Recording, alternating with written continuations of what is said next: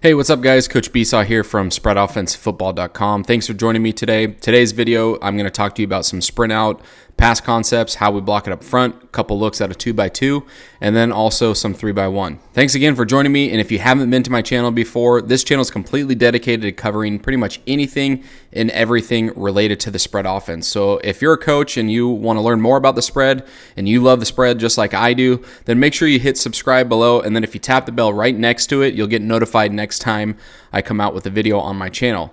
Also, if you haven't yet and you are on Facebook, make sure you join the Spread Offense Facebook group at facebook.com/groups/the Spread Offense. We have close to 1,000 coaches in that group in just a short period of time, over a few months. So join the group and join the great community that we have of coaches that are talking football every single day there. Okay, let's get to today's video, and I'll talk to you about some of the sprint out pass game concepts.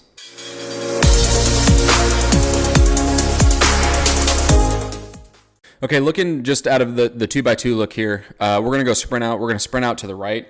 Okay, and the way that we're going to block this up front before we get to some of the routes and the first concept that I'm going to go over, the way that we're going to block this on the front side, being the center, right guard, right tackle, we are going to basically outside zone. We're going to be running outside zone to the right. Obviously, we can't get down the field because then that would result in a penalty. Throwing the football. So we have to stay down the line of scrimmage, but really our technique is that we're trying to reach the defender that's in our play side gap. So with our right tackle, with the 5 technique outside of him, we're going to try to reach and get his outside pad. So we want to reach there. We're going to use our right guard. He's going to reach the 3 technique. Okay, we want to get to his outside pad. Same thing with the center. He's going to step, and we're going to work and make sure we secure that front side A gap in case there's any run throughs or anything like that. Okay, so we're going to basically block this as if we were running outside zone to the right on the front side with the center, right guard, right tackle. On the back side here, we're gonna hinge on the back side. So the left tackle and the left guard are going to step down into their play side gap. So left guard's going to step down into this A gap here, and he's going to hinge on the back side, basically kind of wall that gap off as best as he can. It will be tough if there is a nose there and a 2-eye or in a shade. But really that left guard there has got to do what he can to take care of that gap there. Same thing with our left tackle. He's going to step down into the gap, and then he's going to hinge on the back side and make anyone that's coming through run around as if we create a wall on this back side. We want to make them go the long way to try to get to the quarterback. Now, our running back, we're going to get him involved in the pass blocking as well. I've started him on the outside leg of the tackle, outside leg of the guard. I found being on the outside leg of the tackle gave him the best angle to get to the edge. So we're going to use him to help secure the edge. Okay, with that defensive end, we're trying to reach him, and we're going to use that back to help and pin him on the inside if that tackle needs it. If not, and we have the edge secured, then we're going to continue looking for work as the back. He's going to look for any type of work that's coming from this front side linebacker here who may be trying to work over the top, and then he shoots off the edge as he sees quarterback rolling that way. If that's the case, then our back is going to be responsible for picking him up. If we don't get that pressure and we have the edge secured, then our back is going to keep his head on a swivel, and he's going to look for work, and he's going to peel his eyes back, okay, for anyone that may have slipped through the cracks on the backside where we're hinging off. So if they run through someone on the backside gaps, or someone gets through anywhere on those backside gaps, and we have the front side protected, then our running back's going to help pick up any one of those free runners that may have gotten loose through those gaps there. Okay. Now, just like anything in football, there's always pros and there's cons to what you're doing. So this is the way that I've always known to block it, and the way that I always have. There's good things to it, and there's also some things that puts the offense at a disadvantage. The one good thing that I like is that you're using your back on the front side to help secure the edge. And then also one of the bad things, or the one thing that makes it tough for an offense, especially the quarterback who's trying to get out and around, is when we're reaching on the front side and we're stepping as if we're running outside zone, these guys here are being taught not to get reached. So if we're trying to reach them, they're taught to not get reached and to expand the line of scrimmage, okay, and maintain that outside leverage that they have. So what makes this tough is when we're not able to reach these front side defensive linemen. And what happens is they expand the line of scrimmage as they're getting depth into the backfield. And so that can make it really tough for the quarterback who is, maybe not able to get outside and have a clear path to be able to throw the football with these guys disrupting the front side here. So there's a bunch of different ways, maybe a few ways that you can block the front side. And just like anything in football, there's good things and there's bad things. So this is the way that I do it. But if you guys do it differently, you have another way that you're blocking your sprint out than what I'm showing here, then can you leave me a comment below and let me know exactly what you guys are doing? Because I'd love to see how you guys are having success in your sprint out series if you're not exactly blocking it the way that I'm doing it here. So I'm always looking for ways to get better. So if you do it differently, just please leave me a comment below and share with me and also everyone else that's watching this video on what exactly you do. Okay, so this is the way that we block it. And now just looking at the quarterback, just a few coaching points for the quarterback. So as we're sprinting out, the way that I coach this up for the quarterbacks is that first step has to be the depth step. We got to get depth in order to get out, okay? So his first step, we're going to be stepping at 5 o'clock with his right foot. 6 o'clock would be straight back, so we're going to be at 5 o'clock. He's just going to open up his hips, and then with his second step, he's going to cross over with his left. Okay, so we're getting depth with our first step, and then we're going to cross over. Now, the one thing that I coach with our sprint out stuff is that we always, as quarterbacks, have to be ready to throw the football, at least the way that I coach it, because when we're doing sprint out, we are trying to attack the defense and get the ball out early into the flats and take what the defense gives us. That's majority of the time how we're using the sprint out series. And so I want my quarterback to always be ready to throw the football. That way he doesn't miss those windows that can open up into the flat, because once they open, they close real quick. So we have to be ready to throw the football. And there's a few buzzwords that I tell my quarterbacks to help them get that visual image of how they should be positioned and how their upper body should look. And one of the things that I talk to them about every single day when we're playing catch and individual is that they have to coil their upper body. So when they coil their upper body, this is the position where they get their front shoulder down at their target. So they're harnessing that energy, that upper body energy right now. This would be the coiled position, ready to throw the football. And then they uncoil. So they unleash that energy that they coiled up. Okay, so simple things that I say is make sure you get coiled up, right? The other thing that I would tell them, another buzzword that you can think of, would be to throw your shoulder back. And when I say that, for my quarterbacks who are all right-handed, I'm talking about their throwing shoulder. So if they think throw the shoulder back, their front shoulder is going to follow, and that will get them in position to be able to get ready to throw the football. And then the last thing that I say is to bury the front side shoulder. Okay, so I could either say, coil your upper body, throw your shoulder back, or bury that front side shoulder. And again, that paints the picture to them. If I'm going to bury my front side shoulder, I got to get that thing tucked in under that chin, and I have to have that facing my target ready to throw. Okay, 3 different buzzwords that you can use periodically, however you see fit. Those are what I use with my quarterbacks. And when we're sprinting out, we have to be in position to throw right away. So our front side shoulder's got to be buried. So when we first get our depth step with our right foot, and we're going to sprint out to the right, when I cross over with my left, so I got my depth step, now I'm going to cross over. As I cross over, I want to focus on burying my front side shoulder as I start to sprint out. Because like I said, I want to get ready to throw the football. If we're running out into the flat, the quarterback's got to be ready to throw the football by that 3rd, 4th, 5th step, whatever it is that gets his right foot back in the ground. He's got to be able to throw the football right away. Okay, and the last thing that I want my quarterbacks to do is to not be ready to throw the football. They're still working to the sideline, and that route opens up. So what do? They hurry and get their upper body set, their front side shoulder buried. They got to hurry and then get it out, and usually that results in inaccurate throws and incomplete passes. But if they come out sprinting, coiled up, with their upper body the way that it should, and that flat route opens up, or that intermediate route now comes open, then they can release and throw it because they're ready, locked, and loaded. Okay, so that's the reason why I coach that coming out of the sprint out, whether it's going to the right or left.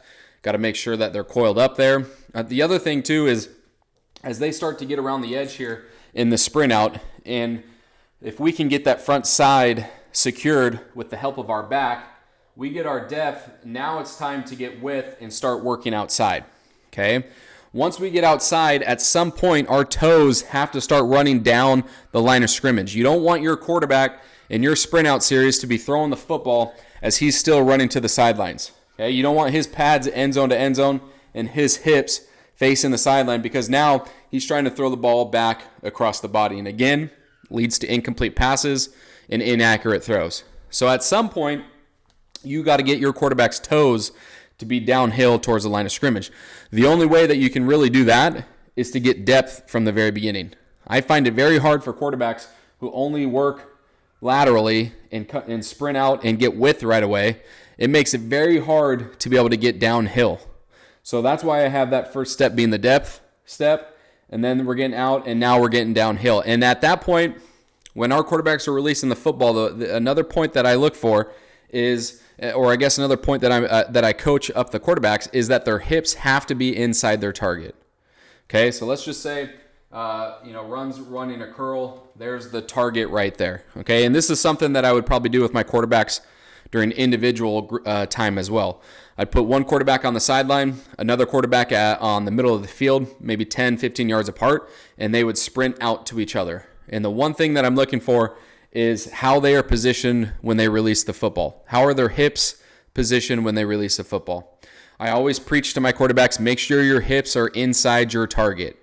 And basically what that means, I'll show you what it looks like when they do it wrong first, is if their hips are outside their target. So their hip angle, if this is their target, their hip angle is more like that right there. If I were to draw a straight line from here, from the center to where they're angled at, then you can clearly tell that their hip angle is outside their target. Okay? The way that it should be, their hip angle, because they're going to get downhill and they're going to run down the line of scrimmage at some point, their hip angle needs to be inside their target here. So what I do for my quarterbacks, and they drill this, and they understand the importance of what we're doing here, is that when they release the football, okay, they let go of the football, they're throwing to the other quarterback in the sprint out, they let go of the football, I make them run past their target. Okay? So if this was the drill here, hips inside the target, I'm going to make him continue and run all the way past his target. And if he runs inside his target, then he knows he was in the right spot, he got his hips inside, and he's good. Now, if they were to do it the wrong way, where their hips are outside their target and they continue and they run outside, well, then they know they got to get their hips corrected. They got to get their feet downhill, running down towards the line of scrimmage. That way they can throw a nice, hard, firm football, and it's going to be a little bit more accurate. Okay? So that's just a few of the coaching points, at least for the quarterback position when we're sprinting out to the right. Different things that I hope that maybe you picked up on and you can use in your practices, and maybe something extra that you can look for in the sprint out series. Hopefully it will lead to more completions for you and more accurate throws. Okay, now let's just look at some of the different concepts here. So we'll stay in the 2x2 look here. Okay, and we'll just keep that defense the same, assuming the ball's in the middle of the field, and they'll put their overhang defender to the passing strength, right-handed quarterback, so he'll play to that side. Now, the first concept here, really when we're sprinting out, really what we're doing when we're sprinting out is we're cutting off one half the field, right? So we're sprinting to this side, and so really what we're saying is this left side of the field is pretty much cut out of the picture. The reason being is because this is all the front side here. This is all the flow. Quarterback's rolling out this way. And what I found is that, at least in high school, it's really hard to get these backside receivers to show up in the line of vision for that quarterback to hit on the third or fourth progression. It's just most likely not going to happen. Usually 1 and 2 is not open, so the quarterback's going to tuck and run or throw the football away.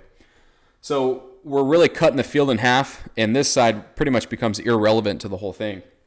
And then, knowing that, for me, I don't like to limit options, and I like to take what the defense gives us. So what I started looking at is when we're sprinting out and we're in a 2x2 formation, is tagging the backside with quick game. Rather than bringing them over here and essentially them being dead, let's tag the backside and take what the defense gives us if we like it. Okay? So if you've watched my videos before, I'm sure you know that I love bubble from number 2 and I love quick from number 1, quick screen from number 1. So you can tag any type of quick game concept that you like out here, right? If we were to get this look right here, we would tag most likely, something like this where we run bubble, okay? Or it could come from number 1, where 1's going to run the quick screen and 2's going to go out and block for the corner, okay? Or it could lead to anything else in your quick game. Maybe you're going to run hitches out here, okay? Or the stick concept. Really, it doesn't matter as long as 1, you take advantage of the numbers, if you have the numbers, and 2, you attack open space. And that's clearly what's happening with these quick game concepts here, okay? So pre-snap read, the quarterback's going to make a decision on the backside. Do you love it? If you love it, throw it. Okay, if you get this look and we're running stick, we're going to clear out the corner with our vertical from number 1, catch the football, and throw the stick route. Okay, obviously post-snap, we're not going to sprint out because quarterback has decided that he loves it, so he's going to throw it. Now, if you don't love it, then this side's going to be dead. Pretty much it's going to be dead anyways if you were to have them drag and run the post to the front side. This side's going to be dead, and we're going to run our 2-man concept here as we sprint out to the right. Okay? First concept is probably one that you guys have all seen before. It's smash. You can run it from quarterback being in the pocket.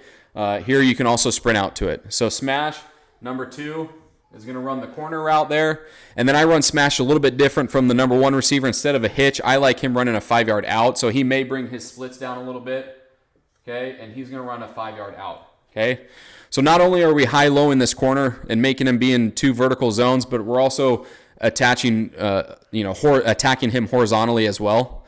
Okay, so as we're sprinting out here, we are high-lowing this corner right here. Okay, and we work front to back. So this is going to be 1, okay, and this is going to be 2. So again, we're reading that corner. If he sinks and plays over the top and lets 1 go into the flat, then we're going to throw the out route right away. Again, that's why when your quarterback rolls out, he's got to have that front shoulder buried, because if that corner sinks, he's got to deliver it right on time. If the corner jumps the flat, okay, and we're able to get over the top, then we're going to throw the smash route. We're going to throw the corner to number 2. Really important with this look here, though, is that we don't throw the football into coverage. Okay, so with that 2 high safety there, as a quarterback, when we're rolling this way, we should be running away from the coverage. But we also want to make sure that we throw him open. So that ball might be on a little bit shorter or flatter trajectory, kind of like a 1 or 2 ball, and it should be to the outside. So really that ball should end up in this area here, and that receiver, as he's breaking to the post or the corner, may peel off and have to go get that football because we don't want him running to coverage. Okay, so that's the smash concept there. Tagging it with the backside, really with anything that you would like on the backside as far as your quick game. And again, attacking where you have numbers, but also where you have space. Another quick game concept that I like is now sending 1 more on the vertical route and number 2 in the flat. And it's very similar to the curl flat, but for me, I like the comeback, the deep comeback. So we're going to run a comeback here, and that's going to be 14 to 12. And then he's going to be into the flat there. So again, you can see that we're high-low in the corner. We're putting him into 2 vertical zones here. So he's either going to have to bail and run with 1, and if he does, we're going to throw the football to 2 into the flat. Okay? If he sits, he lets 1 go vertical, he sees 2 coming out, and he sits on the flat, then we're going to throw it over the top to our comeback that's running back down to the sideline. The reason also why I like this too is because if that corner does sink, if he does sit on the flat route, then we're again running away from coverage here. He's most likely going to be working to get over the top. And our route looks like we're going vertical, but then we're going to slam on the brakes and come out back down the stem to the outside. So we're really working away from the coverage. And these routes are also breaking off in the direction of where we're rolling out to. Okay? The other thing to note here is that this overhang defender most likely is going to split 2 in the tackle here. Regular 2x2 look. Okay, so really for this is a foot race between your slot receiver and this overhang. If that corner decides to bail, it's a foot race here. Who can get to the sideline faster? And we already have a head start on him. So for us, we feel like we win this race 10 times out of 10. Now, if you don't have a dude that can win that race with a head start, then you got the wrong guy playing that position. But if that corner does bail, okay, and it's a foot race for us, again, our quarterback's going to have that front shoulder buried. There goes the corner. Boom, we're going to put it right out into the flat for our number 2 receiver. That's about 1 to 3 yards for us. Okay. If he gets tackled at 3 yards, right, that guy's chasing and he makes the tackle at 3 yards, that's great. That's awesome for us. It's a positive play. We picked up positive yards, and we're no huddle up tempo, so we're right on to the next play after picking up some yards there. So we'll take what the defense gives us. Okay. Now, working on the other concept here is we're going to still send one vertical. Okay. I call it the banana route. I apologize if that's not traditional. And that's not what everyone calls it, but that's what I call it, so whatever. But we're going to put number 1 on the vertical route, and we're going to send him on a banana. Basically, we're running a corner for number 1. The only way that we can end up back in this zone is 1, reduce the splits, but 2, get an inside release. Okay, so we're going to put 1 on inside release. He's going to plant with that left foot to get vertical, and then we're back to the corner there. Okay, number 2, we're going to put him out into the flat. So again, we're working that high-low look with this corner. The other thing that I also like about this is that we're getting this inside release, and really what I'm trying to do is get some type of rub action with this defender here. Okay, so if they're going to play some type of quarter half or straight quarters or whatever where this corner is going to bail, I want to get a little bit of a rub action if I can with him trying to be responsible for the flat. If he bails, I'm hoping I can rub that overhang defender to where I got free access and a little bit of a head start with my number 2 getting to the flat there. Okay? If he sits on the flat, well, then I'm going to get my eyes on top of that. And again, just like the smash concept, I'm going to throw number 1 open as he works back to the corner. Okay? So there's 3 different concepts that you can use with 2x2. Tag in the backside with your quick game. Okay, now this for me when we did sprint out, I called it Space Jam. It made sense to us. It worked really well. The kids loved it. There was a reason for it. We kind of had some association with different protection and run game stuff. So sprint out was Space Jam, and so for us this would be Space Jam right, and then we would say, let's say if we were running the smash concept, okay, we would say Space Jam right. And we'd say smash, and then backside, because we're going to tag the backside. If we want to tag it with hitch, we'll say backside hitch, backside stick, whatever the concept is. Okay, so backside hitch. So this tells we're Space Jam, we're running sprint out to the right. That's the front side, that's running smash. And the backside is going to run whatever quick game stuff that you have installed on the backside or tagged on the backside. Okay, now if you don't tag it, okay, so we're not going to tag the backside, then we're going to use the backside 2 receivers. They're going to have to get to the front side of this. Okay, so we're going to reduce the splits just a little bit so they can try to show up in line in the quarterback's vision. So with our number 2 receiver on the backside, he's going to be our intermediate route. Okay, so he's going to drag across the field and get up at about 8 yards. Okay, and then we're going to send him on a backside post. He's more of an alert. Okay, depending on what type of coverage we get, depending on tendencies, personnel, and all that good stuff for the week, he's an alert. So if our quarterback likes that pre-snap, he's going to get his depth step, crossover, and then he's going to gather his feet to throw the post on the backside. It's an alert because we like it. Okay, we're going to take the shot. If we don't like it, then we're going to work to this front side here, and we're going to work these concepts over here. Again, I'm more front to back, so I look in the flats first. That's 1. If it's open now, we take it. If not, I'm going to look over the top at 2. Okay? If that's not open, then I'm going to look intermediate route. Hopefully he can get into the quarterback's vision by the time he's rolling out here and he cancels 1 to 2. He looks about that intermediate route down the field for that cross coming or that drag coming from the backside. Okay, so there's just a few different concepts for you out of the 2x2 structure with tagging the backside. Also, when you don't tag the backside, this could be automatic. And then also the blocking up here is going to stay the same no matter what you do there. Okay, now looking at some of the 3x1 look here. The one concept that I'll go over, the first one is going to be snag. Okay, I like this whether we're sprinting out to it, whether we're throwing it from the pocket. This is a great play. I probably run the snag just a little bit different than most people. Instead of having the snag route where he's right off the line of scrimmage and he's running to a spot, getting that inside release, We like to get vertical with our snag first. With our number one receivers, we always want to pressure and threaten that corner and make him feel like we're always going to go over the top, or at least we're always a threat to go over the top. So from number one, when we run snag, he's going to get vertical in about 6 yards, and then that right foot hits that ground at about 6 yards. He's going to plant on that right foot and get diagonal for about 2 more yards. So really this is like left, right, and then on that right foot, he's going to snag up right there. Number 2, we're going to send him on the corner. So he's responsible for there. And then number 3, he's out into the flat. Okay. Backside, 2 different things that you can do with your backside receiver. Again, you can make him like the alert where he's running the backside post, or you can drag him across to where he's the intermediate route. Okay. So we'll bring him across here to where he's at about 8 to 10 yards. And hopefully we're hitting that dead space here behind the front side linebacker and overhang. Okay.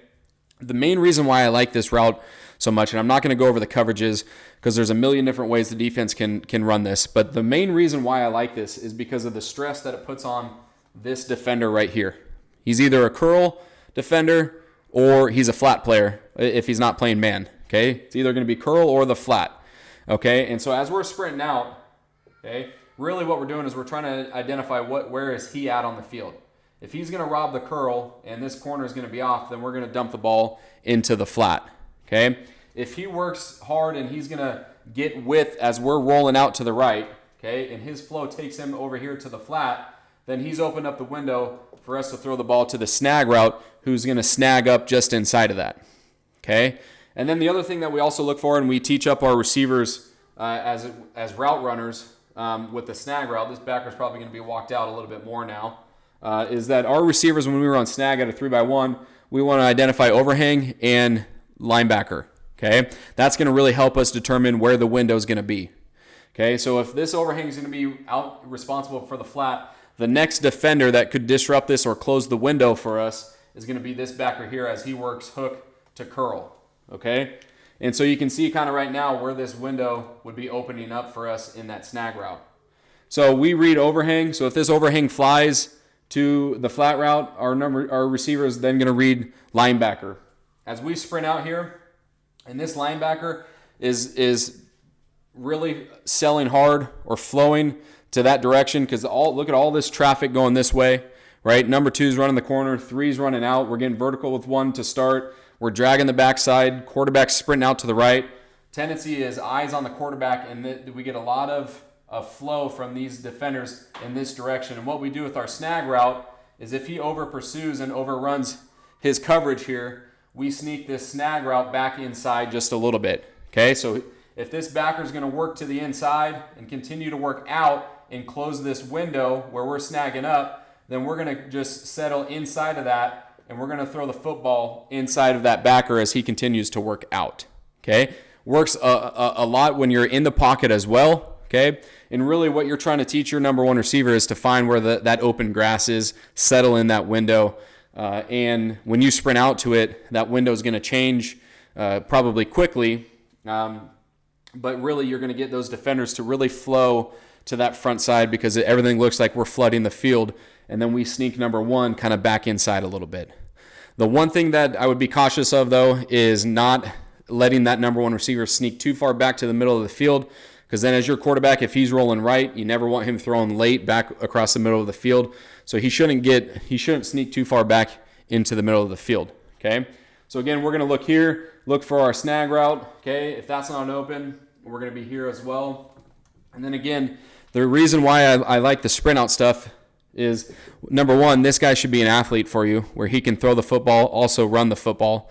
Okay. But if none of this stuff is open here and he doesn't like it, then what he does, he takes off and he becomes a runner now. So now you got one of your better athletes with the football. You got the defenders out in coverage trying to cover space. And now all of a sudden they're going to have to get downhill and account for the quarterback here who's taking off and running the football. Okay, so that's just one concept. And again, with the 3x1 look, we're running the snag stuff, but really at the end of the day, what we're trying to do is we're trying to attack the defense in the 3 different zones. We want to attack them in the deep third or at the deep part of the field, the intermediate part, and then also the flat part. Okay, so that snag concept here, accomplishes that, and it really forces the defense to make sure they have every single zone covered up, not just vertically, but then also horizontally as well. Okay. And then, I could draw up a whole bunch of, different 3x1 routes here. But at the end of the day, that's what you want to accomplish as an offense, is to make sure that you're attacking those 3 zones. Okay. So again, you could go back and you can draw up and you can run your traditional flood where, 1's going to clear out, 2 is going to be your intermediate, and 3 is going to be in the flat. You could also take that banana concept, okay, and run him, and he's going to be your vertical. Okay, he's going to be the flat player, and then he's going to be your intermediate player there. Okay, so similar concept. Take the 2x2 structure. We have the deep part covered. We have the flat part covered. So you take that third receiver on that side of the field, and now you have the intermediate part covered as well. Okay, same concept for me at least, working front to back. Okay, 1, 2, 3, and then he's the 4th if it ever gets to that point there. Okay, so there's just a few different sprint out pass concepts that hopefully maybe you guys can apply to what you guys are doing. I'm sure some of this stuff wasn't groundbreaking and new to you, but maybe there's just a little bit of a wrinkle that you can add into what you're doing. Again, another reason why I like the sprint out stuff is, one, because it gets your athlete with the football out in space and gets him to make plays. I don't always love having the quarterback be a standstill target in the pocket for the defense. So if I see the quarterback struggling in the offense and just not really having any rhythm, then I go to the sprint out stuff to try to get him in rhythm. Try to get his feet in rhythm, try to get him moving, throwing on the run, but also letting him become a runner if nothing's open and just be an athlete and make plays. So again, a few different looks for you guys, 2x2 look, also 3x1. And if you have any questions, please let me know. If you do it differently, leave a comment below and let me know exactly what you guys are doing, because I want to hear from you guys. I appreciate all the feedback so far on my channel, but also all the emails that I'm getting from everyone. So thank you for that. And don't forget to play fast, score fast, and run the spread.